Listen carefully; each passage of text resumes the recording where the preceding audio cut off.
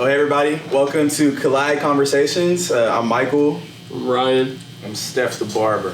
Yeah, me and Ryan have both been coming to Stef for years, getting our hair cut, and so great dude, successful man, has a great story and really impactful in the community, and so we want to get to know him a little bit more and kind of pick his brain, and so we're just going to have a conversation and all that, so welcome, and hope you guys enjoy this. Is this like one of those clap moments? Yeah. we need to press The that teleprompter in the back's like flashing. We gotta go to a quick commercial break. Coming back, we'll hear from Stefan Adams, Golden Shears. One day, maybe. Okay. So tell us the story. How did all this start up? How did Golden Shears come about? As a barber, we're gonna take it all the way back. Yeah. I first turned on the Clippers 6th grade. Okay. 6th grade is when I first turned on the Clippers, man. I grew up one of those guys that was like a pretty boy. I was a pretty boy all the time, my whole life, man. Yeah. So I wanted to be neat and clean. My parents would take me and my brother to go get our hair cut every Saturday. Every Saturday we were in the barbershop. So I would say that kind of took a point there. Mm-hmm. But coming Tuesday, Wednesday, when I'm going back to school, you got to be fresh. You got to be neat and clean. And I was one of those, that pretty boy, like I said. Yeah. So I would go and grab clippers that my dad had laying around, and that's where I first turned them on, trying to imitate or recreate that feeling that you felt when you got out of the barber chair. Mm-hmm. When you got out of the chair, that's what told you I'm golden, I'm grand. I really felt like something. I could go do anything now. Mm-hmm. So that right there carried with me with pretty much everything I did. So fast forward years later, I'm sitting down, I'm in the room with the wife. Back then she was a girlfriend, whatever. Mm-hmm. So she's sitting down, and I was like, man, what would be the name of the shop? What would I call it? Things like that. And she said, well, you like gold. You're golden, but you use a lot of shears. I was good. I had to perfect it. I had to learn to use them. So she said, the golden shear. I said, I'm about to run with that. I'm about to take off and use that. We came just overnight kind of thing, and I kept that name, kept going, So I want to say that name alone, I wanted to use that name, but I wanted to use a platform. A platform that I could give every person that sat in my chair the same feeling that I wanted way back when I was in the 6th grade. Wow. How you felt when you got out of the chair. How I felt when I finished cutting my hair when I was in the restroom. That feeling is why I cut hair. Wow. That right there alone. So I took it and went in. Wow. Yes. How long have you been doing that? So when was that when you first officially started cutting hair? When I would say I got into the barbershop 2014. That's when I first stepped foot in the barbershop. Didn't know the direction, didn't know the path, but I knew I was on to something. But that was the first year, but I started cutting all the way up to that. I first took it serious with the clippers back in 2010. Is when I was like, I just want to cut hair because this is cool. That feeling. I want some other people to feel that, experience that.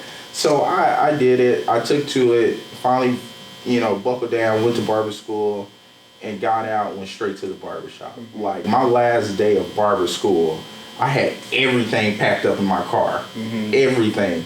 So I'm on the way back. I'm driving back. As soon as I clocked out my last hours of barber school, I was headed back to Waco.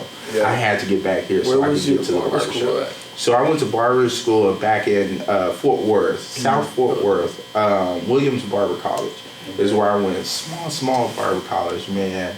About 12 people in a class. It was real subtle, real small. But it was tradition. I learned history. It wasn't like the big barber schools where you got like 20 plus students in there. You can't really become personal with them. So that's kind of where I feel like my growth came. I learned a lot from each instructor I had. Yeah. And that right there was like my way. It was my platform. Things like that to say, man, small. I got the history, I got the lesson, now I'm about to take it and go back to my hometown to use it. I'm going to actually use it. And that's where I was. And so Ryan, you've been going to Stefan for a while, right? 5 years, y'all said? Probably more than that. What? 2011 or No, 12? 2015 is when I first Wait, for saw real? you. Man, that's crazy. When I first saw Ryan, it was 2015. Didn't even know Ryan. Ryan didn't have that hair he had right now. No, he I did didn't. not. I was not confident in my hair. I didn't. Wow. But yeah, I mean, I used to go to Stefan, and I was going to can I? Yeah. I'd rather not. I'm just like. So I've been going to Stefan for a while. I remember when I first went to go see him. I was in another barbershop. He was in another barbershop, and the guy that was originally cutting my hair was busy, and I had to go somewhere, like either class or work or something. And so Stefan's chair was open, and if you don't know this about black haircuts with black hair, the new guy is usually like you're risking it. You're risking your life. It feels like. And so I'm like, oh man, I hope this guy's got it. And so I get my hair cut. I tell him, hey, can I have this? Can you make sure you just kind of throw in direction just in case. Yeah. But he nailed it. And afterwards I loved it, and then I got compliments from more people than usual. And I was like, yo, man, I like this dude. And I've kind of just been going ever since. And like he said, I didn't have this hair, and over time, I risked a little more because I was so comfortable with him as a barber. But the more and more I got comfortable with him, the more and more I got comfortable with risking with my hair. And when the drop fade came out, I was like, yo, I gotta try that. And so I didn't know what it was called. He actually told me what it was called. And so we started with a drop fade. We risked it on the drop fade, and then after that, it just kind of molded into the same haircut for years. That's Ryan. I don't know, like the Ryan Ryan drop, the Ryan fade. It really is. It's like I literally went and lived overseas for like 3 months for an internship, and did not let a single person touch my hair. One, because it was Asians, and I'm like, in Houston you can't cut my hair, so nah. But two, I just was so comfortable with Stefan, and I knew now that I was growing out my hair, I was like, yo, if I'm gonna try something new, I'm gonna try it with Stefan when I get back. And so that's when I came back with a new hairstyle. Yeah. And I started going to you about a year ago, a little over a year ago. And the crazy thing was, so I saw Ryan made an Instagram post about it.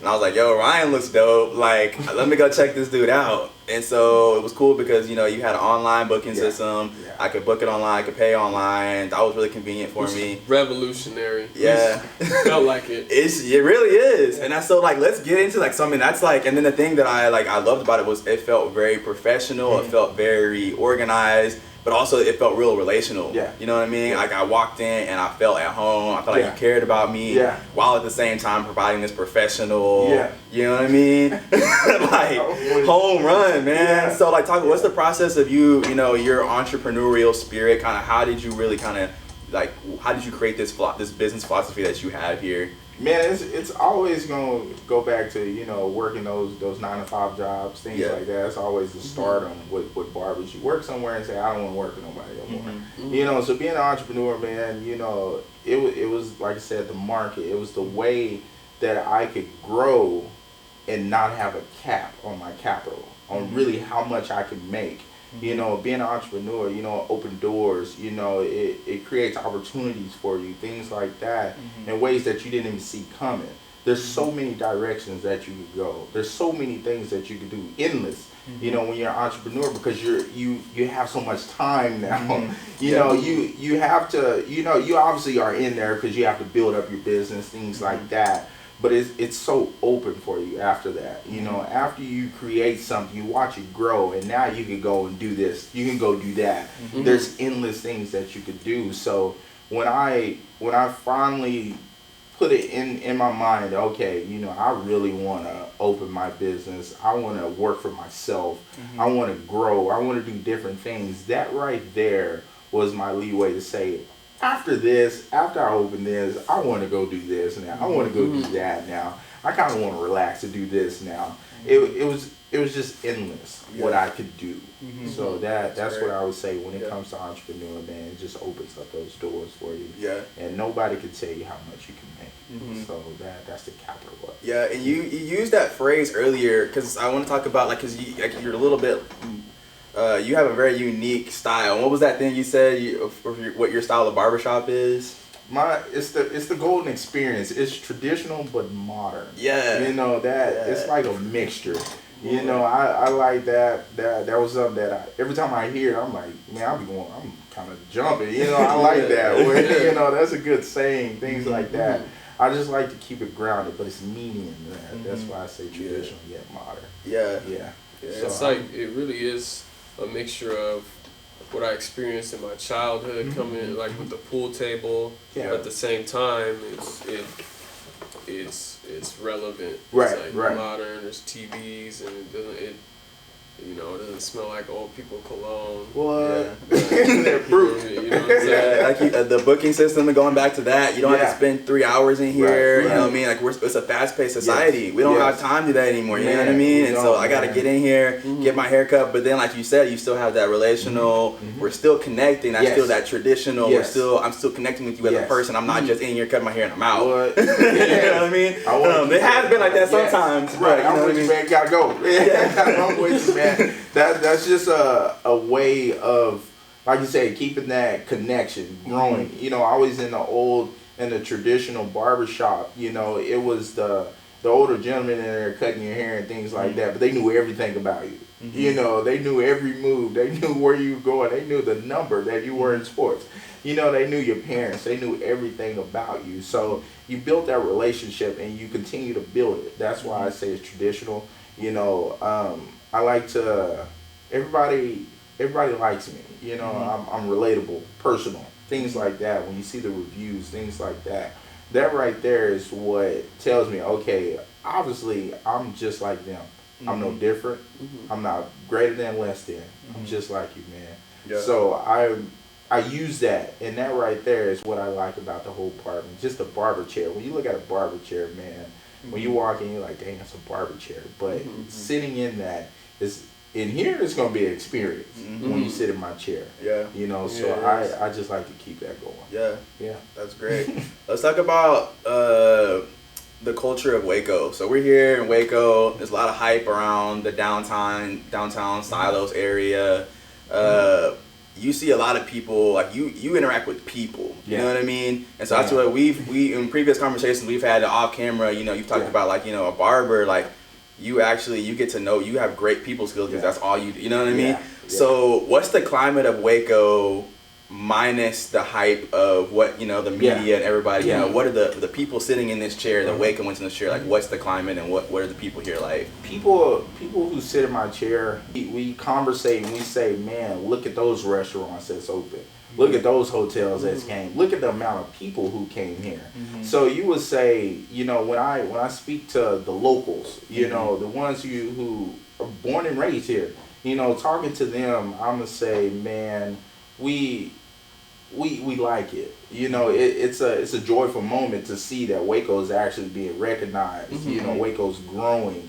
You know, and with that, you can say, okay, when I go out, I'm not going to see just the same people that I grew up seeing. You know, like in those hometown, you go to school with everybody, you see the same people at the same restaurants. Coming here is joyful, and you would say, man, I like this because I'm getting to see just a broad of people, man. It's like, man, wherever I go, I'm going to see somebody different. I can have a different conversation with that person. You know, but me as a barber, I'm going to say, man, I get to see so many new faces in my chair every day. Every day I'm seeing new people. Wow. And that right there is it's amazing what's happening with Waco. I would say I'm on board. I'm with it. I love it. Yes. There was a time though where you did not see the same different people every day. I didn't.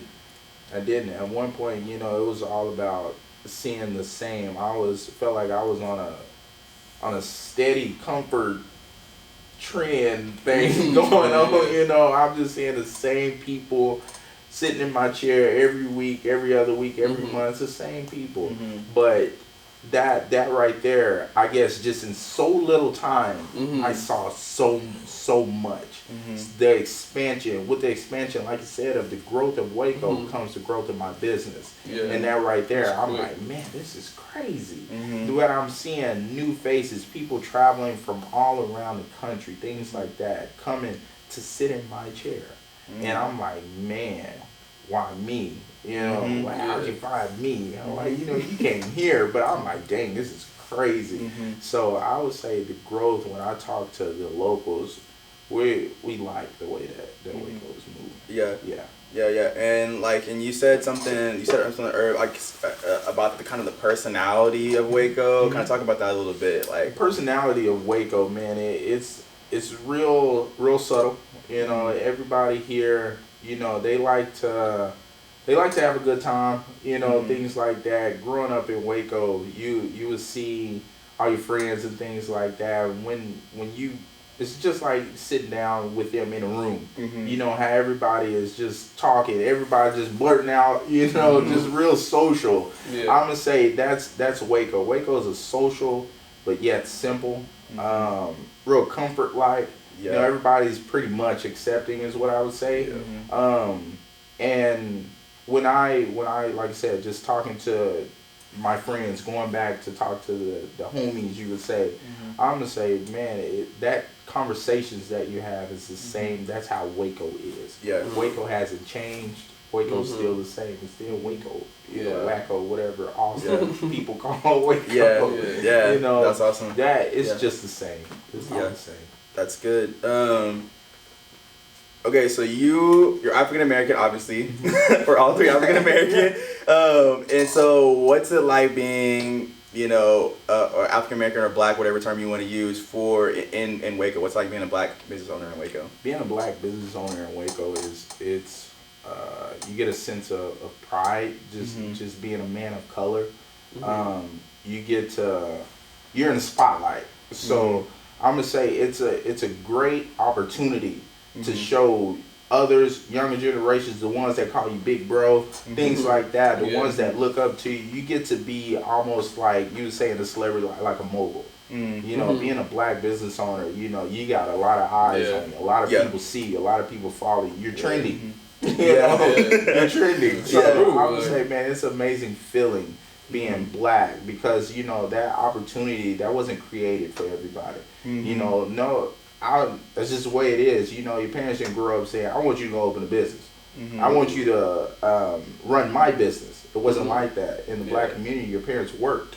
They worked all day just to provide, to give you a better lifestyle, things like that. So just being an owner, but black, you got pride, man. It's an amazing feeling. You know, it's like no other. It's like almost like saying you're the first one in your family, you would say. You know, it's just a great feeling, man. Just in a little bit of a slight controversy here. You know, people love controversy, so we're gonna tap in a little. We're gonna get a little real. So, okay, so you're a black business owner, and your business is thriving in a predominantly white area of town. So have you gotten any pushback from the community on that? Have you, like, kind of what's that dynamic like? When I first opened up, just honest truth, when I first opened up, yes, you know, I would see a lot of people bagged off. You know, growing up in Waco, coming to Hughes is something that you don't do. We didn't do that growing up. You know, man, you didn't come to Hewitt because it's like, nah, I'm not going out there for what? You know, I'm gonna stay away from there. So when I came out here and actually opened up a business, I was called mainstream. You know, that was a term that was given to me. Like, guys sent those messages like, Stef, they didn't mean it in a negative way. It was just how it came out. It was like, Stef, you were mainstream. Stef, you mainstream. You know, you out there with those folks. You know, like you said, it was about the market. It was the opportunity, you know, that I wanted to create for myself. It wasn't anything certain on why I came. It was an untapped market. It was business at the end of the day. But Yeah, that happened. A few times when I first opened up. People are more accepting because of what I've created out here, what I've done out here. So now I say I open doors. There's another barbershop out here, The Rock Barbershop. Shout out Chip and Reggie. Yeah. But in my generation, I was the only one that came out here. I opened the door for that. I opened the opportunity to come out here and say, man, you can do whatever you want to do. Even in Waco. Waco is, you might as well say, it's his own country. Waco is his own country. Man, we got Waco is categorized in sections.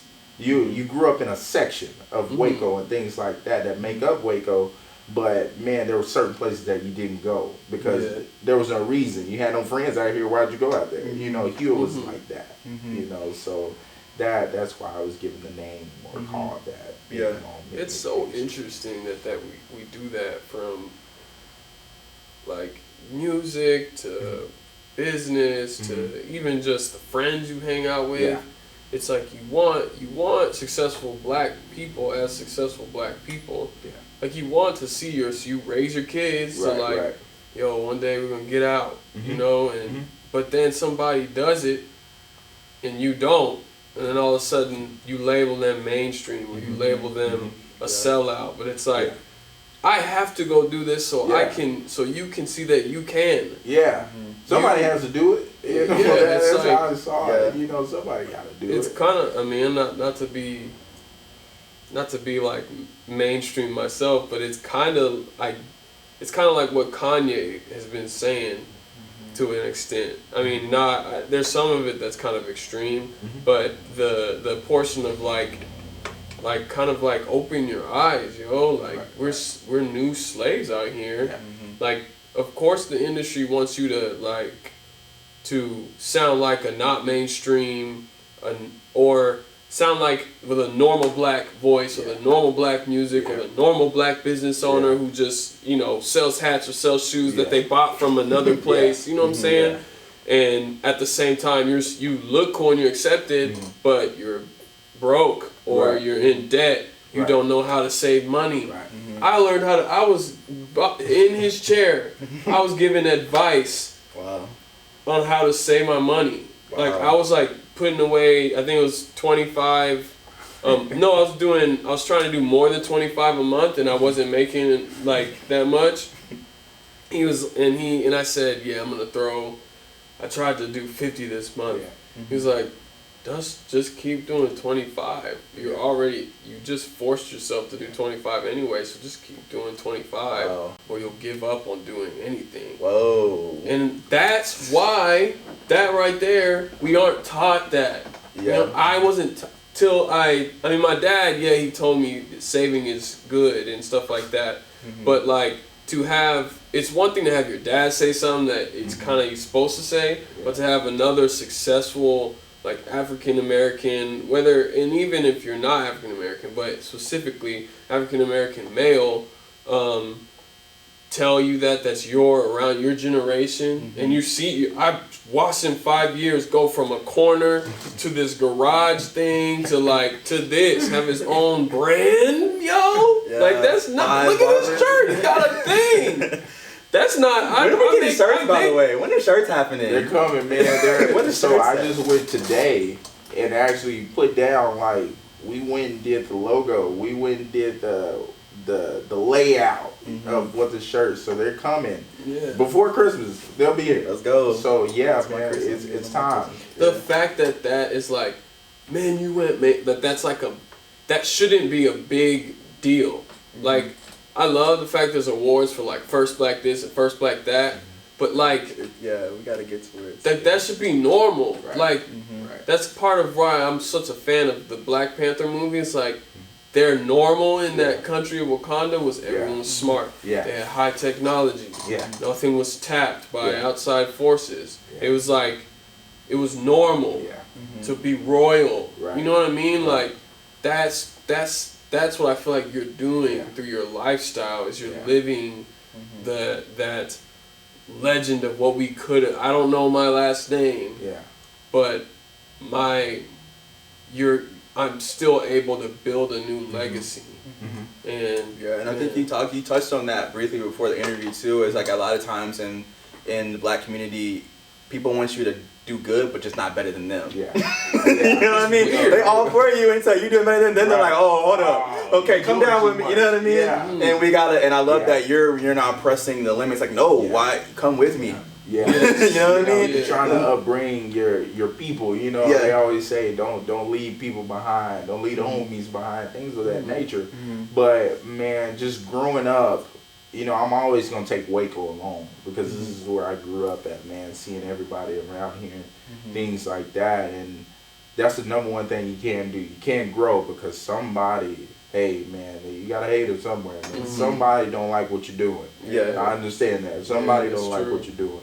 So man, I wasn't like that. You know, growing up, my parents put me and my brother into sports. Growing up in sports is actually a learning thing, man. So you learn to share. You learn to be a team player.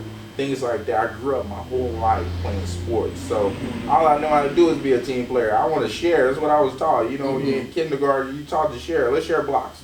You know, let's do that. So you grow up with this mentality that you want to help. You want to share. You want to give. You know, you want to do that, man. So that right there is what kept me going. You know, things like that. It's just in my nature to want to help. Why would you want to pull me down if I'm growing and I have the opportunity to tell you something that might help you?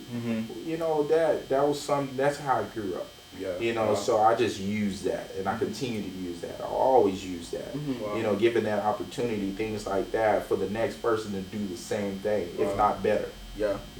Because I feel inspired. You know, I started a business, and like to me, I'm like, yo, like I feel inspired that like, okay, I'm like, I want to grow like you did. You know what I mean? So now to me, I now have a model, you know, a role model. Which, you know, we haven't talked business. We haven't talked, you know what I mean? It's just, I've just been getting my hair cut by you, seeing you grow, and inspire me to real talk. This is actually, I don't know why I didn't think about this. Real life, Stefan inspired what we're doing right now.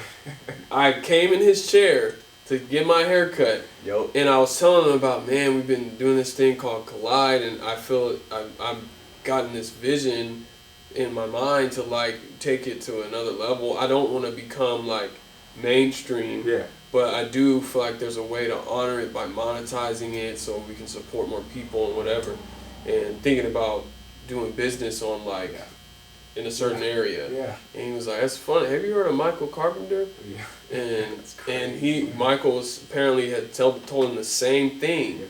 And me and Michael we've been connected through mutual family, I guess, mutual friends, like for a minute, but we weren't like running together until I came in the shop, and you know what I mean? Bro. Like, and now we're here sitting with you, getting inspired even more. It's like, I don't know, man. I don't even know where I was going with that, but that's just dope. That's dope. It's like, and I think you said barbershops are a trend now.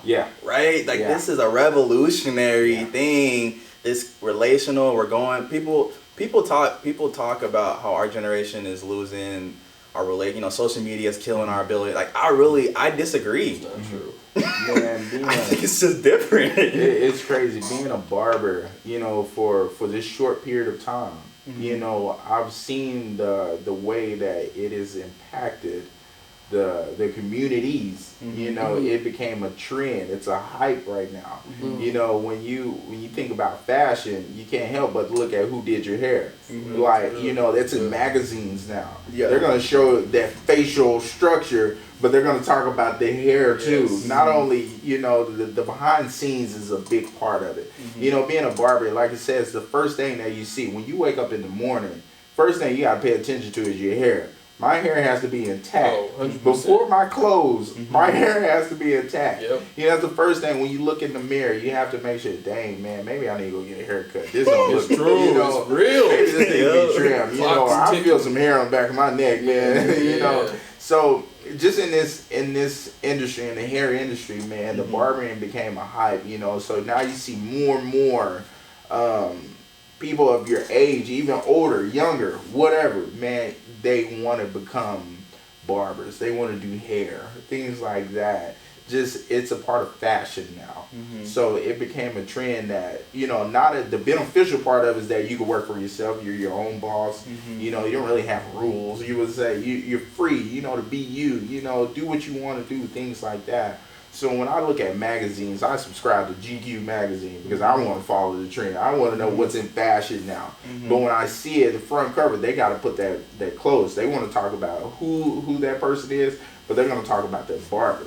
You know, they're going to talk about who grooms them. You know, who makes them feel like this. Who makes them look like this. You know, and that's why it became a trend. It's a hype now, you know, in the hair industry. There's so many clippers and trimmers that are out. You know, if you're not a barber, you call it a machine. You got a new machine, you know? But that right there is trending, you know, where people are starting to go more. Sometimes people want to go and cut their hair now. A lot of people want to cut their hair now, you know, because it's a trend.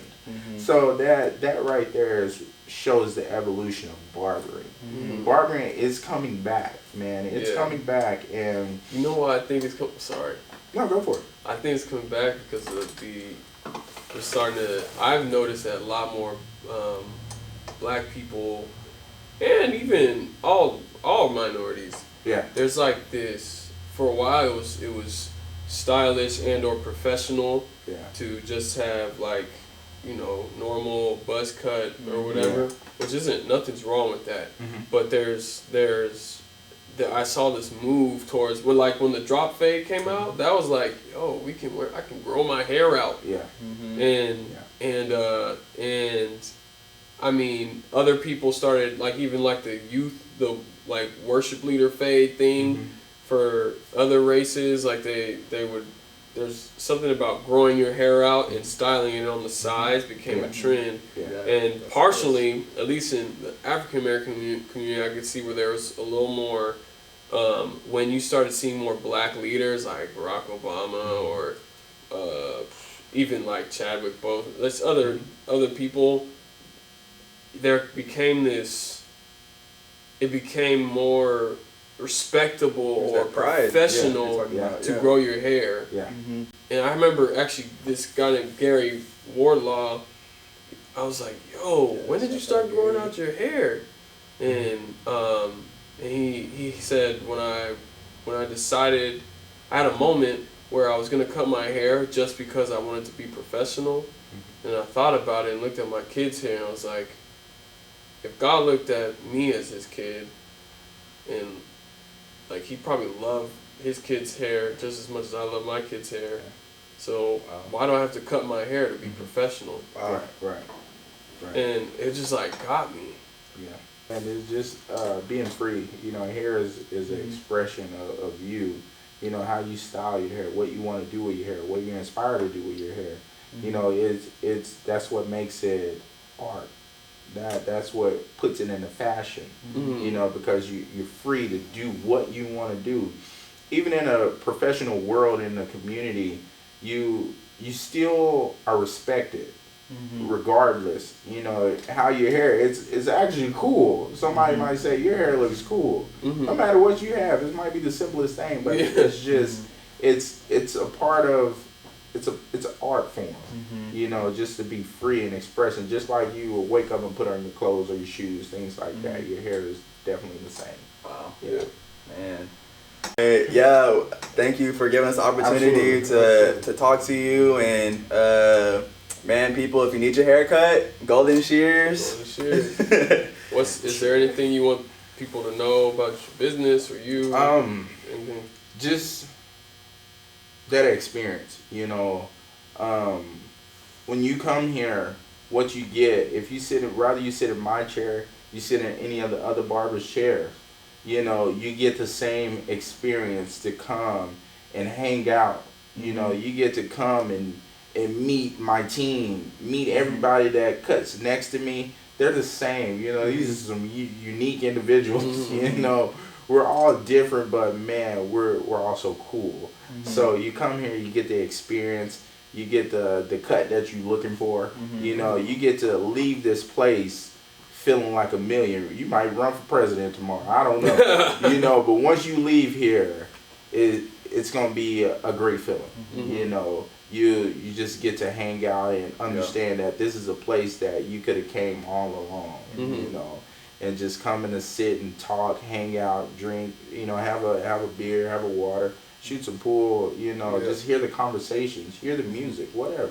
Look out the window. It doesn't matter. It's still an experience. You know, it's just cool. It's cool. You know, even at times I want to come in here and just sit. I don't even want to cut hair. I just want to come sit because this is a unique, cool place. So I would say for anybody in the future that wants to come hang out and go to Shear. And no matter your race, age, like background, like it never matters. It's a place. It's a place where you can call home. So Yo, thank you. Appreciate it, man. Yeah, boss, man. Any day, chief. Any day. See you in a couple weeks. Tomorrow. I need the man. Well, you need that experience. ASAP. Bro, I thought it was like, bro, you want to cut me after the shoot? I thought we were gonna do a cut during the like. Well, see, that's what they do in it. That's how they do it. But I was like, I didn't know. Like,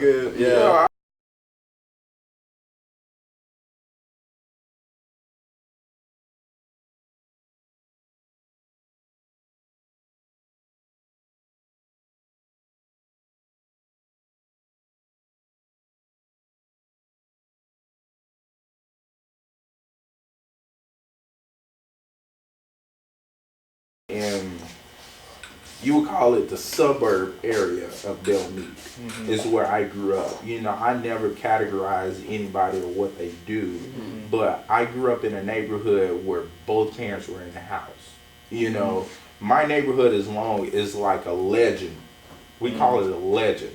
I grew up in Colonial Estates. That's where I grew up. And in Belmead is a suburb area. And growing up there, man, everybody was outside. You see tons of hundreds of kids playing and stuff like that. That's where I grew up. And you would say we were given opportunity because we had both parents. You know, you see a lot of people who have broken homes and things like that. But where I come from, man, both parents was in the home. I was one of the younger ones. I have an older brother. But, you know, he ran with his friends and stuff like that. And I was the one that was trying to pedal real fast to keep up, you know, with those guys and stuff like that. So when I say, what do I really do it for? I'm going to say I do it for my family, but that neighborhood. I do it for the neighborhood where I grew up, where I come from. Whoa, that's deep. You know, that we call that's it. Deep. Yeah, man, we really call it. Do it for the neighborhood. It's a legend where I grew up, and I never forget it. You know, it was just cool. It was different, man. Hundreds of kids, man. Hundreds. You know, where your parents could really say, you're out there having a good time, but they're not worried about you. Because it's a neighborhood. It's not like going out on the street. You can't, you're too concerned with your children. Like, where are they? What are they doing? Things like that. My neighborhood wasn't like that. So it was only half of my neighborhood was like that. Yeah. My whole entire neighborhood was like that. I'm now convinced that, like, you know how the 1%ers are like the people who are like, you know, actually make it, actually do it. Like, from a financial standpoint, I now think if you want your kids to be 1%ers, you could just stay married. You know what I mean? Nowadays, like, stay married if you want to give your kids a chance. You know what I mean? Because, I mean, that's really, because, I mean, the people I've been seeing who have really been starting to make moves, and not to discount people who come from broken families, because, like, they still have just as much of a chance.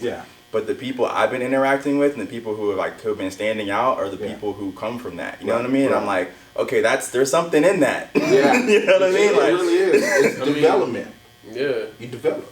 That's all it is. Development. You learn how to be selfless.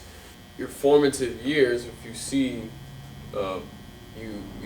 even whether there's arguments or not arguments, or you know your parents are totally in love, or a mixture of all those things. As a kid, you still see the unity regardless of all that stuff. And you don't realize it, but it's being embedded into the way you see the world.